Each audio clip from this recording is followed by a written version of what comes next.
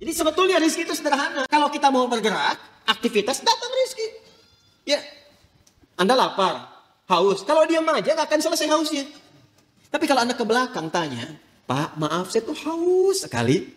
Keluarlah air minum dari DKM. Ya kan? Tapi saya juga lapar, Pak. Emang Bapak nggak bawa makanan ke sini? Enggak, keluarlah kemudian makanan. Jadi kalau kita mau bergerak, ada itu rezeki.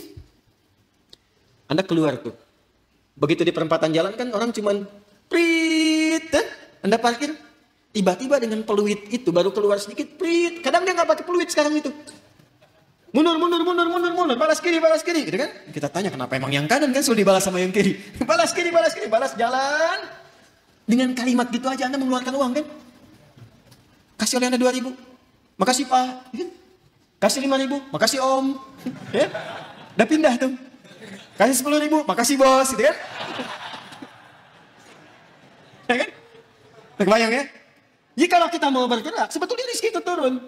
Hanya nanti ada yang diakumulasikan, ada yang diberikan seketika. Ada yang sifatnya akumulatif. Sebetulnya hasil ikhtiar Anda hari ini, cuman mungkin diberikannya besok. Pernah nggak Anda cari pekerjaan? Bahasa manusia ditolak di sini, tolak di situ, tolak di sini. Pernah gitu ya? Tapi tiba-tiba setelah seminggu, 2 minggu, 1 bulan, Anda mendapatkan pekerjaan yang tawaran gajinya di luar ekspektasi Anda. Pak, mau nggak nih? Ada peluang 9 juta. Ternyata itu hasil ikhtiar Anda dari hari pertama, kedua, ketiga dapatnya itu. Paham sekarang ya? Itu hukum pertama. Jadi nggak bisa mendapatkan rezeki dengan diam. Selalu ada ikhtiar. Tapi jangan sampai ikhtiar itu, awas, ditempuh dengan bentuk yang negatif. Atau didapatkan dengan cara ikhtiar misalnya, maaf ya, bukan dalam gerak yang positif. Negatif itu kan bisa maksiat, ya, atau pengertian yang kedua, tidak bergerak sehingga sakit. Dengan sakit itu rezeki datang. Paham nggak? Anda nggak minum sampai sakit, tuh kan? Nah, begitu sakit, tiba-tiba datang orang nengok, bawa buah, gitu kan? Bawa makanan. Jangan diikhtiarkan dengan sakit untuk mendapatkan itu. Paham? Atau yang kedua, dengan cara maksiat. Seseorang menempuh maksiat, menempuh cara yang tidak dibenarkan. Yang menimbulkan persoalan. Sesuatu yang menimbulkan persoalan, kemudian persoalan itu bisa diurai sehingga lurus kembali. Keadaan yang lurus, benar gak ada soalnya, itu disebut dengan halal namanya. Dari kata ahalla yuhillu. Kata ahalla dari kata halla. Orang Arab kalau mengatakan hillul mushkilah, artinya, atau hillul ahbal, benang yang kusut bisa diurai lagi. Sehingga dia menjadi lurus. Sesuatu yang lurus yang tidak ada persoalannya disebut dengan halal namanya. Jelas? Nah maka ketika Anda menempuh mencari rezeki ini, carilah yang lurus-lurus saja. Cari yang lurus, jangan cari sesuatu yang membuat kehidupan Anda jadi kusut. Karena itu segala bentuk pintu yang mengantarkan pada kekusutan hidup, yang memungkinkan Anda menjadikan hidup bermasalah, dilarang oleh Allah. Jangan lakukan ini. Jangan kerjakan ini. Lawan dari sesuatu yang lurus, yang larangannya ditampilkan sehingga mencegah kita dari kesulitan disebut haram namanya. Karena itu dihadirkan lawan halal itu dengan haram. Halal pada asalnya menunjuk pada keadaan lurusnya. Sedangkan haram hukum pencegahannya. Saking sayangnya Allah kepada kita, saya inginkan hidup itu lurus.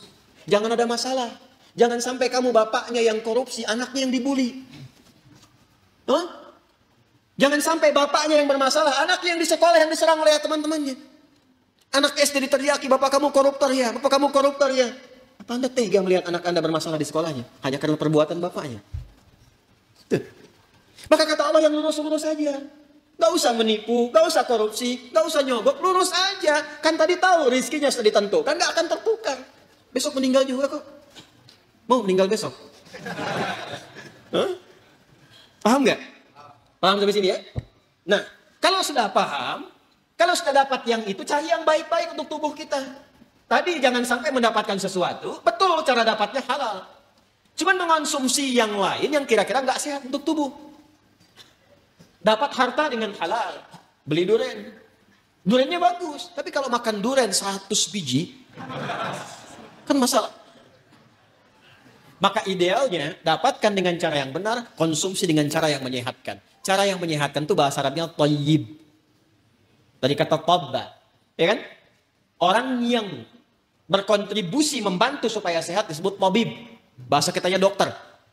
Maka Allah tegaskan supaya kita nggak banyak nanya lagi. Kulu mimma fil ardi halalan. Itu maksudnya. Halalan thayyiban. Ya. Jadi mencari rezekinya di mana? Halo? Di langit telah ditetapkan rezeki. Diturunkan ke mana? Ke bumi. Maka cara kita berikhtiar, ikhtiarnya di mana? Di bumi. Tapi apakah mungkin mencari rezeki di bumi, semuanya bumi kita kelilingin? Tidak kan? Karena itulah ayat yang mengatakan mimma, singkatan dari min dan ma, di setiap tempat yang mampu engkau pijak. Jadi kalau misalnya Anda merasa nggak ada peluang di sekitaran ini, pindah. Kan Bekasi luas. Itu baru Bekasi. Nggak ada di PTM pindah PJS, nggak ada PJS pindah Greenview, nggak ada di sini pindah Pekayun. Pekayun aja masih luas. Nggak ada di selatan pindah utara. Nggak ada utara pindah timur. Iya kan? Nggak ada di timur, pindah dari kota ke kabupaten, Kabupaten Bekasi. Nggak ada di situ, geser, pindah Depok. Nggak ada Depok, pindah. Banyak sekali tempat bisa dipijak.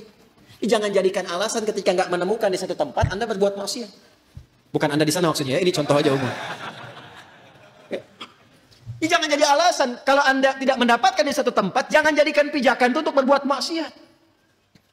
Aduh, udah sekarang susah Ustaz jadi yang halal, itu aja yang haram susah.